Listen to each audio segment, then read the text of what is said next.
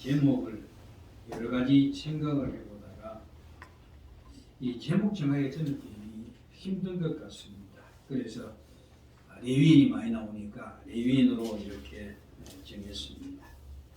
며칠 전에 저희 어머니 친족이죠. 어머니 쪽에 사촌들 그분 중에 마지막 동생, 사촌 동생 되시는 분이 돌아가셨어요. 그래서 그게 장례에 갔는데 그 중에는 30년 만에 보는 분도 있고 20년 만에 보는 분도 있고 그래서 이런저런 이야기하다가 가족사 이야기가 나왔습니다. 이제 전부 이제 손자도 보고 며느리도 보고 사위도 보고 그래서 요즘 그래 어떻게 삽니까? 그래 그러면 아이들하고 같이 삽니까? 그래 물어보니까 아니다. 다 따로 산다. 왜 따로 사냐? 그랬더니 적어도 이제 시집장가 가가지고 자주 저거 가정들이 있는데 같이 살 수 있나? 참 옛날에는 그러지 않았죠. 시집장가 가면은 당연히 부모하고 같이 살 것을 그게 그런 줄 알았고 그렇게 또 살아왔습니다. 근데 이제 점점 핵가족 제도가 되어가면서 이제 부모들과 자식이 결혼하면 다 이제 독립체로 나누어지게 이렇게 살게 되었습니다. 그리고 또한 요즘 자녀들이 부모와 같이 산다는 것을 굉장히 거북하게 생각합니다. 그 이유가 뭐겠습니까? 제일 먼저는 부모님들하고 같이 살면은 자기들이 하고 싶은 일을 마음대로 하지 못하지요. 아무래도 집안에 어른이 함께 있으면은 자연적으로 그 집안의 모든 것이 어른 중심으로 돌아가게 되어 있습니다. 음식을 장만해도 그렇고 뭐 또한 자기들이 바깥에 뭔가 뭐 좀 바람쐬러 나가고 싶어도 어른들의 눈치가 보여서 자유롭지 못하지요.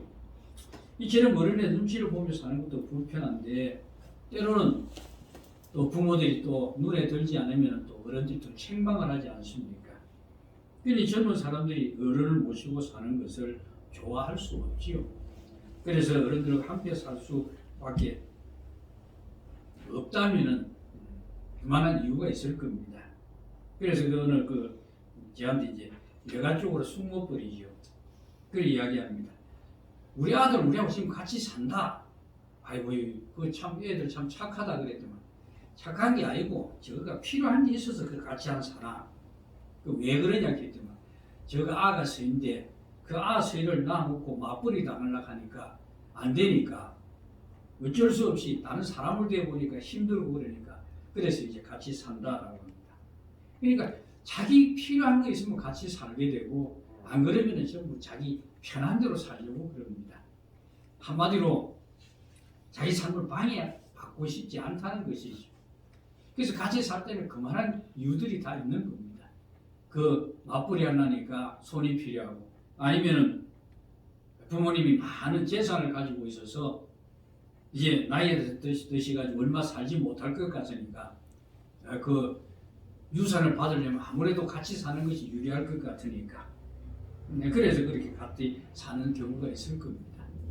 사실 오늘 이런 세태를 보면서 부모님들 입장에서 보면 마음 참 섭섭한 것이 한둘이 아닐 겁니다. 제가 왜 이런 말씀을 드리냐 하면은 이런 모습과 우리가 하나님을 섬기는 모습을 한번 비교해 보자는 겁니다. 신자가 하나님을 믿는 모습이 얼마나 잘못되어 있는가 이 모습을 같이 한번 보시면서 과연 나는 어떤 자리에 있는가 하나님을 정말 섬기기를 기뻐하고 정말 내 삶을 하나님께 드리고 있는가. 사실 믿음이라고 하는 것은 하나님께 매이는 것 아닙니까? 신자라고 하는 것은 하나님의 매인자가 된다는 이야기입니다. 이게 하나님의 다스림 안에 있다는 이야기인데 그 다스림 안에 있다는 것은 첫째는 내 삶이 자유롭지 못합니다. 왜 자유롭지 못한가? 항상 하나님 말씀이 우리의 삶에 부딪히기 때문에 그렇습니다. 우리 하고 싶은 삶, 내 자유로운 삶을 살고 싶은데 하나님의 말씀은 그것이 아니라고 책망하기 때문에 힘이 들고 어려울 수밖에 없지요. 말은 우리는 하나님의 중심으로 산다라고 그럽니다. 그렇지만은 하나님의 중심으로 산다는 것이 힘든다는 걸 누구나 잘 알고 있습니다. 무슨 생각부터 바꿔야 되지 않습니까? 내가 좋은 것이 필요한 것이 뭔가라고 생각하기보다는 내가 지금 하나님을 기쁘게 하고 있는가? 정말 하나님을 기쁘게 하기 위해서 내가 어떻게 살아야 하는가? 이런 생각이 완전히 바뀌어버리니까 아무래도 힘들죠. 그러다 보니까 힘들 수밖에 없습니다. 왜 그런가 하면 우리의 삶이라고 하는 것은 항상 그 삶 중심 안에 누가 있습니까? 내가 있습니다. 이런 우리의 삶이기에 하나님의 말씀과 부딪힐 수밖에 없습니다. 사실 말씀에 비추어 보면 이것도 잘못된 것이고 저것도 잘못된 것이고 하나님이 요구하는 이렇게 살아라고 하지만 우리는 그렇게 살지 못하지 않습니까? 이런 말씀들이 내 삶에 부딪혀 올 수밖에 없고 힘들 수밖에 없는 겁니다. 그렇다 할지라도 신자들은 그래도 스스로 합리화시키면서 자기 정당하는 방법들이 있습니다. 그게 뭘 줄 아십니까? 내 주일 빠지지 않고 있다는 거예요. 그리고 교회에 열심히 동참한다는 거예요. 날마다 하나님 앞에 헌상하는데 내 모든 것을 드린다는 거예요. 이것 때문에 그래도 나름대로 그래도 이거는 내가 하고 있지 않느냐 그렇게 위로를 받는 겁니다. 이런 것들이 뭔가 하면 자기 중심으로 사는 모습인 겁니다. 사실 사람들이 하나님을 믿는다고 하지만은 자기 것을 포기하지 못합니다. 할 수가 없습니다. 왜냐니까 생존의 문제이기 때문에 그렇습니다. 그래서 간혹 환경이 나빠지거나 자기가 하는 일들이 잘 풀리지 않고 자꾸 문제가 생기고 뭔가 뜻대로 되지 않으면 뭐라 그럽니까? 하나님한테 불평과 불만을 터뜨리죠. 왜 나를 이렇게 힘들게 합니까? 내가 무슨 주일을 안 지켰습니까? 헌금을 안 했습니까? 교회일에 내가 동참을 안 했습니까? 매주일 내가 교회에서 얼마나 헌신하는데 그래서 불평과 불만을 터뜨립니다. 반면에 뭔가 자기 일이 잘 풀리면 그냥 막 웃음이 입에서 나오고 다른 사람들 앞에 간증하기 바쁩니다. 이번에 하나님이 이걸 이렇게 해주셔가지고 내가 이렇게 복을 받고 역시 나는 하나님의 사랑을 받는 사람인가 보다 이렇게 떠들이는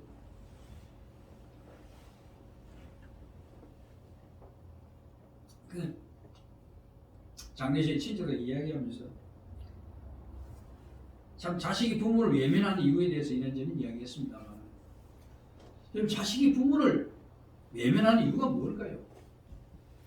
외면하는 그 자체가요 자기가 부모로부터 태어났다는 것을 부정하는 것 아닙니까?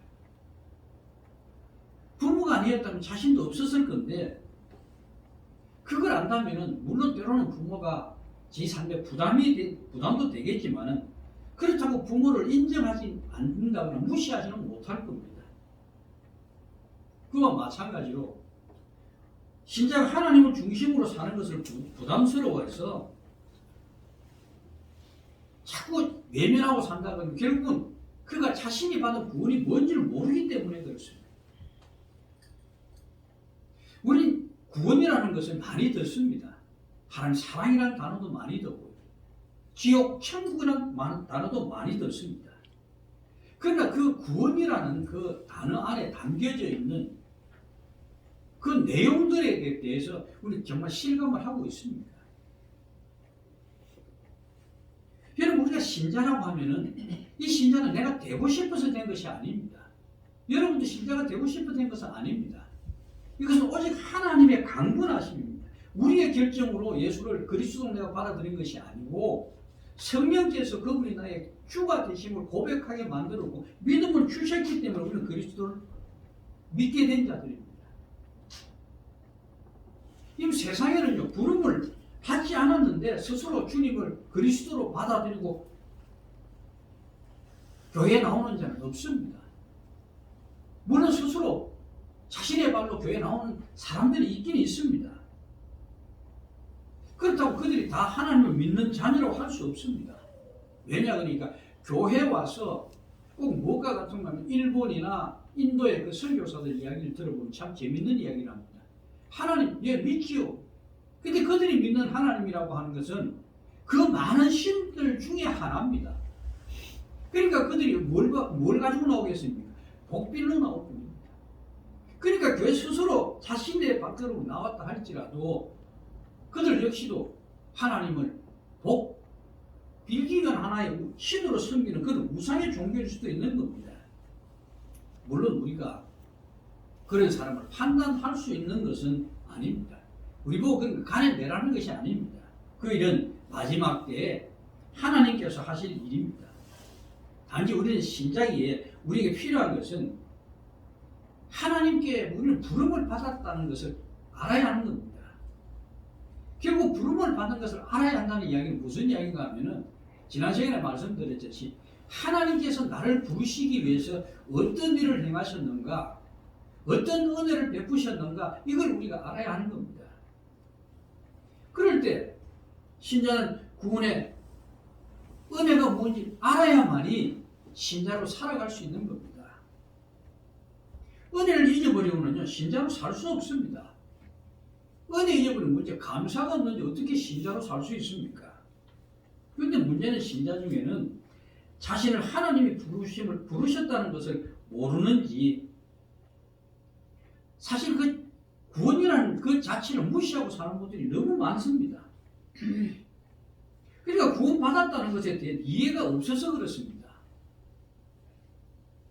그런 분들은 교회 가고 싶으면 가고 가기 싫으면 안 가도 되는 것으로 그렇게 생각을 합니다. 저번 주에 갔는데, 그런데 이런 분들은요, 동창회나 개모임에는 절대 안 빠집니다. 그게 빠지면 죽는 줄 알고 그거는 정말 눈에 불을 켜고 쫓아다닙니다. 교회는 형편에 따라서 얼마든지 빠질 수 있는 것으로 여깁니다. 그래서 제 생각은 이런 생각이 듭니다. 하나님, 그 사람이 그럴 때 그 사람 앞에 막 벼락이 떨어진다거나 아니면 집안에 무슨 우환이 생긴다거나 그러면 좋겠다는 그런 생각이 들 때가 있습니다. 왜 그런가 하면 교회 빠져도 아무런 탈 없이 무탈하지요. 하는 일 잘 되지요. 이러니까 안심하고 그 빠지는 것 같습니다. 그래서 하나님이 그 사람이 교회에 빠질 때마다 무슨 일이 일어나면 좋겠다는 그런 생각이 간혹 들 때가 있습니다. 그러나 하지만은 그래서 교회에 나온들 뭐 때문에 나오겠습니까? 자기 몸이 아프거나 자기 집에 문제가 생기니 그게 무서워서 나온다면 결국은 자기를 위한 것 아닙니까? 사실 하나님이 여러분을 교회를 불러 주신 것은 교회에 나오기 위한 목적이 아닙니다. 교회에 나와서 하나님의 자녀로 배워야 되고 또 성도들 간에 서로 섬기며 사랑하는 방법을 배워서 이곳에서 벌써 하늘의 천국을 맛을 보게 하는 겁니다. 그래서 하나님은 우리와 관계를 맺고 싶은 것이지 교회를 여러분을 불러내는 것이 목적이 아닙니다. 그래서 신자는 하나님의 은혜를 아는 자로 살아가기를 원하시는 겁니다. 직장을 다녀도 그렇고 사업을 해도 그렇고 교회를 나와도 하나님의 은혜를 아는 자로 살아가기를 원하시는 겁니다. 분명히 우리는 하나님께 구속된 자입니다. 붙들린 자란 말입니다. 다른 말로 우리 선택을 받은 자라는 이야기를 하지, 선택을 받을 만해서 선택을 받은 것이 아닙니다. 하나님이 주권적으로 우리 생각을 묻지 아니하고 무작정 하나님 우리를 끌어내신 겁니다. 그래서 우리는 이것을 부름을 받았다라고 이야기합니다. 그런데 이것을 어떻게 생각하느냐 하면은 하나님이 나를 일꾼으로 부르셨다. 간혹 그런 말씀들을 하는 분들이 간혹 계세요. 그럼 여러분 정말 하나님께서 우리를 볼 때 일을 잘할 것 같아서 그렇게 불렀다고 생각하십니까? 물론 하나님이 우리를 불러놓고 놀고 먹으라는 이야기는 아닙니다. 우리가 할 수 있는 일을 하나님 우리에게 말씀하십니다. 하지만 부름을 받은 신자로서 할 일이라는 것은 보통 우리가 생각하는 그런 일이 아닙니다. 우리가 보통 뭐라고 생각하십니까? 교회를 위해서 무언가 해야 한다. 교회 일꾼으로 나를 부르셨다. 사실 우리가 그 바울의 서신서를 여러분 보셔도 아시듯이 교회를 위해서 너희가 뭘 해라 그런 이야기 전혀 없습니다. 그런데도 불구하고 우리는 교회 무슨 일을 하려면은 꼭 그 일을 잘할 수 있는 일꾼을 찾습니다. 뭐 전도 잘하는 일꾼, 봉사 잘하는 일꾼, 뭐 교회 일을 열심히 하는 일꾼, 이런 일꾼들을 찾습니다.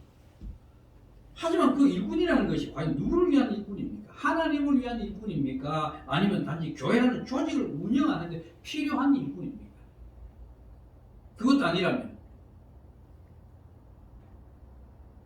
목사를 위한 일꾼입니까? 사람들은 자신을 자꾸 하나님을 위한 일꾼이라고 하지만 전지전능하신 하나님이십니다. 그분이 능력이 없어서 교회 부흥을 위해서 일꾼이 필요하고 교회 운영을 위해서 일꾼이 필요합니까? 하나님은 우리를 그런 일에 부르신 게 아닙니다. 그럼 또 그럽니다. 선교와 뭐 전도, 뭐 구제, 그게 우선이 아닙니다, 여러분. 자꾸 사람들이 그 일에 그 사업을 하면 내가 무슨 열심히 있고 내가 믿음 있는 것 같은데 스스로 속는 것밖에 되지 않습니다. 물론 구제하고 선교하는 일이 중요하기도 하죠. 그래서 하나님의 뜻이라고 주장하기 이전에 신자는 먼저 하나님을 아는 것이 우선입니다. 왜 그런지 아십니까? 그래야 신자로 살아갈 수 있기 때문에 그렇습니다. 그래서 우리를 부르신 하나님의 마음은 어떤 것일까요? 그걸 우리가 모르면 안 되지 않습니까? 마태복음 20장에 보시면은 포도원 품꾼 비유가 나옵니다. 하나님을 품꾼을 부르시는 포도원 주인으로 그렇게 비유를 하고 계시지요. 근데 포도원 일꾼을 부를 때 그 주인이 포도원에 일을 하기 위해서 그들을 불러주셨습니까? 아닙니다. 그들이 놀고 있는 것이 불쌍해서 그래도 하루벌이라도 하라고 그들을 불렀는 거 아닙니까? 물론 이제 일찍이 부른 사람도 있고 오후에 부른 사람도 있고 또 해그름에 부른 사람도 있고 5번이나 그렇게 불렀습니다만 근데 돌아갈 때 돈을 나누어 주는데 어떤 일이 일어납니까? 아침 일찍 온 사람들이 불평을 터뜨리죠. 주인이 품꾼을 부른 이유가 뭡니까? 그들이 불쌍해서 불렀지 않습니까? 그런데 이들은 주인의 마음을 읽지 않고 누구를 이야기합니까? 저들끼리 비교해서 누가 일을 많이 했나 적게 했나 그것 갖고 따지고 있는 거예요. 애당초 그들 일 시키려고 불러주신 것이 아니잖아요. 그러니까요, 우리가 한번 교회 일행을 자랑한다는 것은요, 하나님의 마음을 무시하는 겁니다. 그렇게 어리석은 일이 없습니다. 그 포도원 품꾼들이 주인의 마음을 알아야 하듯이 우리 또한 생명으로 불러주신 그 하나님의 자비하심, 우리가 긍휼히 여기신 것, 그 은혜에 대해서 감사해야 합니다. 이것을 기억해야만이 우리가 하나님을 섬길 수 있는 기본 자세가 되는 겁니다. 이게 없으면 안 됩니다. 자식이요, 부모가 자기들을 위해서 헌신하고 그렇게 애씀을 안다 그러면 절대 그 부모를 무시 못합니다. 할 수가 없습니다. 그런데 우리는 그러지 못하지요. 왜 제가 이런 말씀을 오늘 많이 잔소리가 좀 많아져 버렸는데 이런 말씀을 드리면 오늘 본문도 우리가 왜 부름을 받았는가에 대해서 말해주고 있기 때문에 오늘 이런 말씀을 드렸습니다. 본문은 지금 레위인에게 직무를 주면서 하는 말씀인데 실제로 보시면은 그들이 회막 앞에서 아론의 직무, 온 회중의 직무를 위하여 회막에서 시무하되라고 말합니다. 레위인은 아론의 그 제사장 일을 도와주면서 또한 이스라엘 모든 자손이 해야 할 일을 대신하고 있는 겁니다, 지금. 그러니까 이스라엘 자손들이 해야 할 일을 대신해서 레위인들이 특별히 뽑혀 나와서 그들이 해야 할 일까지도 담당하게 한 겁니다. 그러므로 이스라엘 백성들은 레위인들의 헌신을 보고 무엇을 보아야 하는가 하면은 그 레위인들의 헌신과 희생과 섬김 때문에 자기들이 지금 살아있다는 것이고, 또한 그들의 삶을 보면서 우리가 하나님을 어떻게 섬겨야 하는가, 또 우리가 또 어떻게 봉사해야 하는가, 이것을 배워야 했던 겁니다. 이것이 이스라엘 백성들 앞에다가 하나님께서 레위인을 세워놓으신 이유입니다. 그러니까 레위인의 모습이 바로 하나님께서 기뻐하시는 모습이라는 바로 그 모델이란 말이죠. 그렇다면 하나님께서 이스라엘에게 원하시는 것이 무엇이겠습니까? 오직 하나님을 섬기는 자로 살아가는 것 아닙니까? 바로 레위인을 보면서 그걸 배우라는 겁니다. 그들의 희생을 배우고 그들의 섬김을 배우라는 겁니다. 결국 신자의 삶의 기준이 레위인을 보면서 그 기준에 맞추라는 겁니다. 이런 레위인의 삶이라는 것이 자기 삶이 없습니다. 그들은. 다른 이스라엘 나머지 지파들은 농사짓고 저그 가정의 삶이 있지만 레위인은 항상 하나님 중심으로 살 수밖에 없습니다. 여러분, 우리 죄가 뭡니까? 하나님이 창조하신 그 창조의 인간의 참된 모습을 잃어버린 것 아닙니까?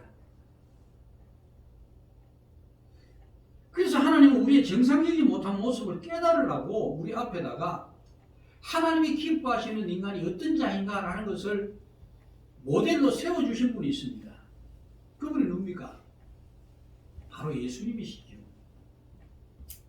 그래서 예수님은 우리 앞에서 완전한 제사장이요 레위인으로서의 참된 삶을 보여주셨습니다. 그래서 우리는 예수님을 보면서 성도로서의 삶을 배워야 하는 겁니다. 예수님의 희생이 우리의 희생이 되어야 하고 예수님의 섬김이 우리의 섬김이 되어야 합니다.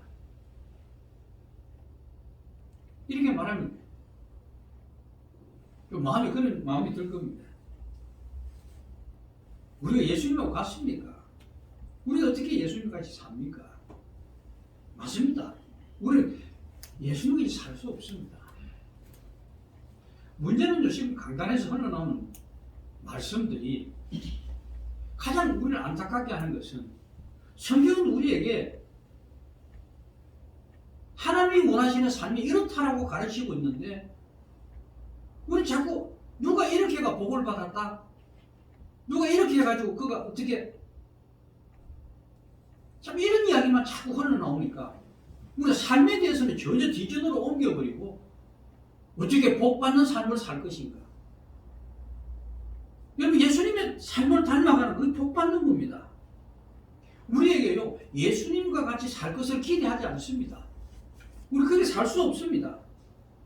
그런데도 예수님의 삶의 모습을 우리 앞에 보여주는 것은 다른 것이 아닙니다. 그분을 통해서 우리가 주의 말씀대로 살지 못하는 우리 죄를 깨닫게 하기 위해서 그러는 겁니다. 우리 자신을 보라는 겁니다.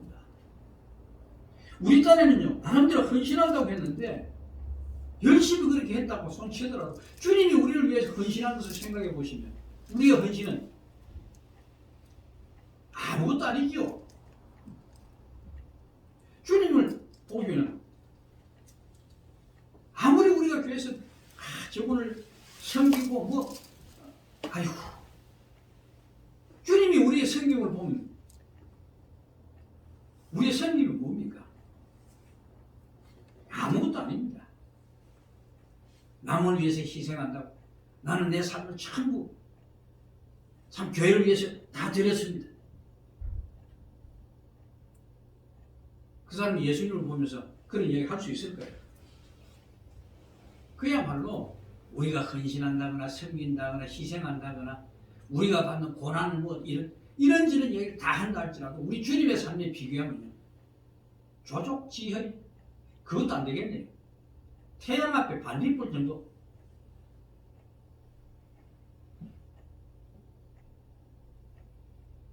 여러분, 이런 보잘것없는 우리의 모습이 보이는 신자라고 하면요 내가 뭔가 했다고 해서 자랑할 것이 아무것도 없다는 것을 사실을 알 겁니다. 그게 좀 더 주님을 보면서 그렇게 살지 못하는 나를 안타까워하고 그게 또 그렇게 살기 위해서 애를 쓸 겁니다. 그러나 놀라운 것은 12절, 13절을 좀 다시 보시면은 보라, 내가 이스라엘 자손 중에서 레위인을 택하여 이스라엘 자손 중에서 태를 지어 태어난 모든 마디를 대신하게 하였은즉 레위는 내 것이라. 처음 태어난 자는 다 내 것이면 내가 애굽 땅에서 그 처음 태어난 자를 다 죽이던 날에 이스라엘이 처음 태어난 자는 사람이나 짐승을 다 거룩하게 구별하였음이니 그들은 다 내 것이 될 것이며 나는 여호와이니라. 이 내용을 설명하면 잘 아시는 내용입니다.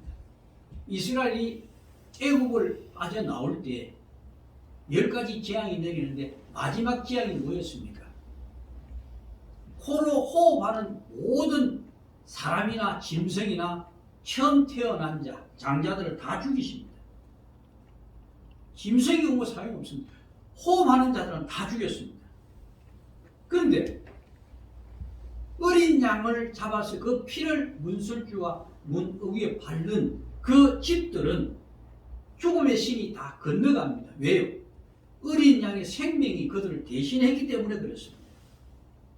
그렇게 태어난 장자들은 뭐라 그런다고요? 처음 태어난 자. 이 어린 양의 희생으로 살아난 이스라엘 장자에 대한 생명의 값, 그 값으로 누구를 택했습니까? 레위인을 택합니다. 그러니까 어린 양의 희생을 대신해서 레위인을 지금 이스라엘 지파 중에 택하신 겁니다. 이 사실 달리 설명드리면은 이 어린 양의 생명의 값으로 레위인을 세운 것이라면 이들로 인해서 생명을 얻을 자가 누가 됩니까? 나머지 11지파. 당연히 이스라엘 장자인 바로 그 자를 대신해서 레위인이 세워졌고 그로 인해서 다른 지파들이 생명을 얻은 겁니다. 그럼 이걸 말을 바꾸어 이야기할 거죠. 예수 그리스도가 우리를 위해서 죽었습니다. 그분의 생명으로 인해서 태어난 우리 모두는 어떤 자가 됩니까? 처음 태어난 자가 됩니다. 예수님으로 인해 생명을 얻은 자, 우리 모두는 처음 태어난 자가 된단 말이에요. 우리가 하나님께 부름을 받은 것이 귀한 이유는 마지막 때 부활하는 처음 난 자로 부름을 받았기 때문에 어마어마한 존재 아닙니까? 그러므로 우리가 예수님의 희생으로 신자가 되었다는 것을 안다고 한다면 당연히 주님의 모습을 배워가면서 세상을 살아가야 합니다. 그러면 여러분, 우리가 바라고 원하는 것, 복받는 그런 것들은 저절로 따라옵니다. 너희 설 것을 내가 안다라고 하는데 우리는 안다고 하는 주님의 말씀을 들으면서도 제처럼 우리가 필요한 것을 달라고 그런단 말이에요. 여러분, 이런 사실을 알면 우리는 감격해야 합니다. 감사해야 합니다. 이스라엘 애굽에서 나올 때 그들이 자신들을 대신해서 희생한 어린 양을 바라보라고 유월절을 주셨잖아요. 그래서 그들을 그 광야에서 레위인을 뽑아서 어린 양 자리를 대신한 것 같으면 그 레위인을 볼 때만 누구를 생각해야 합니까? 자신들을 희생해서 죽었던 어린 양을 보아야 되지. 그런데 지금은 누구를 들어서 어린 양 자리를 대신합니까? 여러분입니다. 우리 모두가 신자로 부름을 받은 모두가 그렇습니다. 여러분, 그렇게 귀한 존재로 부름을 받은 겁니다. 이 귀한 존재로 부름을 받은 자들이 세상의 흙탕물 속에서 그들과 같이 어우러지려고 그러십니까? 아닙니다. 여러분은 그 양의 자리, 예수 그리스도의 자리에 지금 서 있는 겁니다. 십자가를 위해서 우리는 십자가 자리에 서 있는 겁니다. 양의 희생을 통해서 이스라엘을 살리신 그 하나님이 그 레위인의 희생을 통해서 이스라엘을 살리시고 이제 뽑혀놓은 자를 통해서 누군가를 살리시고자 하는 겁니다. 예수님 제자들이 보고 뭐라 그럽니까? 나는 가지만 너희가 더 큰 일을 할 것이다 그러지 않습니까? 그 주님이 가신 그 자리에 누가 있습니까? 그에게 부름을 받은 자들이 그 자리에 선 겁니다. 오늘 이 시대는 그 자리에 누가 쓴 겁니까? 우리 모두가 서 있는 겁니다. 우리가 바로 이 자리에 부름을 받은 겁니다. 교회를 위한 일꾼이 아닙니다. 그래서 저는 교회 무슨 일을 만들지 않습니다. 여러분 스스로 하셔야 되는 거예요. 하나님께 우리 베푸는 긍휼과 은혜를 보여주는 십자가의 자리에 그 전에 우리를 세워놓으신 겁니다. 그 전에 우리를 불러주셨단 말입니다. 왜요? 세상을 향한 레위인으로 서라는 겁니다.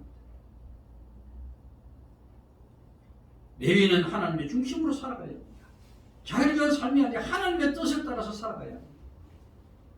여러분 이스라엘 백성들이 레위인을 보면서 하나님 중심으로 살아가는 삶을 배웠듯이 신자를 세상에 세워놓은 것은 두 가지. 하나는 세상을 심판이 있다는 것을 선포하기 위함이고 또 하나는 아직도 세상에 남아있는 하나님의 백성을 우리를 중에서 부리기 위함인 겁니다. 여러분이 그 일을 위해서 부름을 받은 것입니다. 그 주의 존귀한 그 놀라운 그 사역에 여러분 하나님 앞에 세움을 받은 자란 말입니다. 이 사실을 잊으시면 안 됩니다. 여러분 쪼잔하게 세상에 매여 사는 자들이 아닙니다. 여러분은 하나님의 거룩한 부름 앞에서 하나님의 하나님 되심을 세상에 선포하기 위해서 레위인으로 세상을 향해 세워줘. 그 놀라운 존재라는 것을 결코 잊으시는 분들이 되지 마시기를 부탁드립니다. 기도하겠습니다.